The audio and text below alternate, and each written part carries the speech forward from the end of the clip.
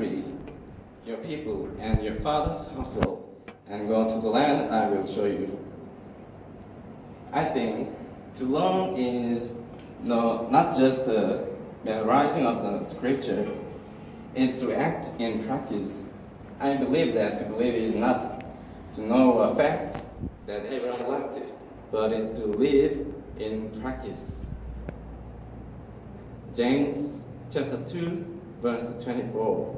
What good is it, my brothers, if someone says he has faith but does not have works?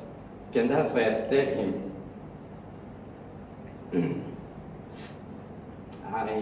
I had made a decision. My goals, my precious things, my knowledges, I gave up. I threw away many things, but I had. I gave up my study in the end of worries. I was sure that it was not willing of God. I left my friends and family.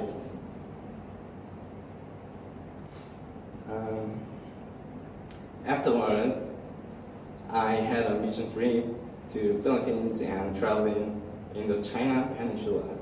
From this point, it seems it was the time to rely on God only and follow Him. The one pastor who was my spiritual father was a missionary, and so he affected me so that I began to have an interest to know how the world is working, and I'm motivated to travel by him. In the journey of the mission trip and in the China Peninsula, I experienced God led me where I had no information for direction, where I was not used to. When I didn't know the way, someone used to appear to me, helped me, and led me to where I should be.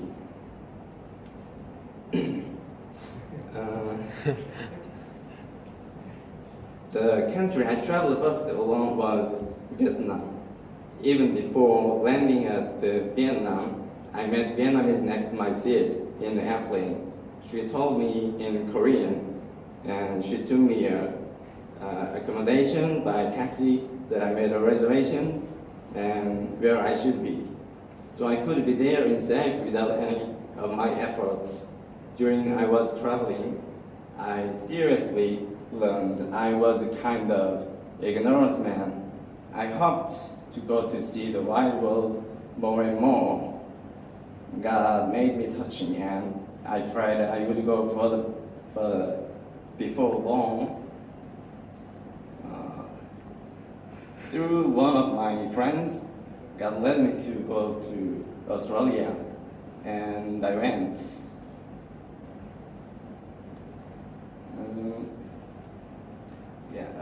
Arriving to Australia, I think what I faced first was a problem of living. I tried and struggled to find a job, but I couldn't. The more efforts I put, the more uncomfortable. And there was no peace in me. And I gave my efforts for a job before God. Peace came in me. The God wanted He was to be my master. It says in Mark chapter 6, verse 31-32, "Therefore do not be anxious, saying, what shall we eat, or what shall we drink, or what shall we wear? For the Gentiles seek after all these things." And I think this means that the people who praise that so may not be who believes in God. And also this means, of course, God feeds us, but not always. It says, Deuteronomy chapter 8, verse 2, verse 3, "Remember how the Lord your God led you all the way in the desert these 40 years to humble you and to test you in order to know what was in your heart, whether or not you would keep his commands. He humbled you, calling you to hunger and then feeding you with manna.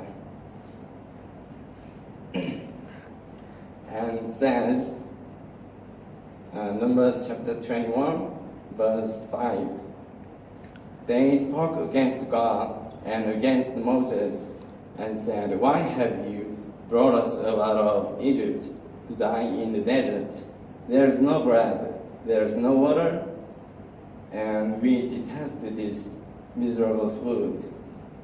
And Hebrews chapter 10, verse 38. "But my righteous one will live by faith, and if he shrinks back, I will not be pleased with him."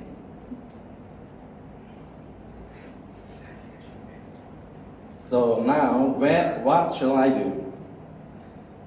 God speaks, and the world is in front. It says again, Romans chapter 14, verse 23, "Everything that does not come from faith is sin. Whatever I do, I should consider whether my intention is for God and pure. If God who I believe in is God for real, if the word that He gives me is the truth, I'm convinced that I'm able to give my life to God. If you confess He is your master, all the time you live, you should live at the rest of your life." Finally,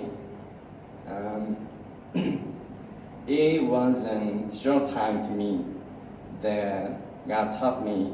I thought it's enough, but God keeps teaching me just a little bit I have. He still wants me to give up. I pray before Him, who is my Lord, and confess, "God, you're my Lord. I'm died. From now on, I expect how God leads me further. I believe that He shows me His greatness and proves His love. Possibly another suffering may be there, like what the apostle of Jesus Christ while facing the persecution. Until I'll be in heaven, I wish I keep my faith and love Him." I'd like to sum it up, and sorry for I'm not a good writer in English. I'm not sure how you feel. Yeah, thank you for listening.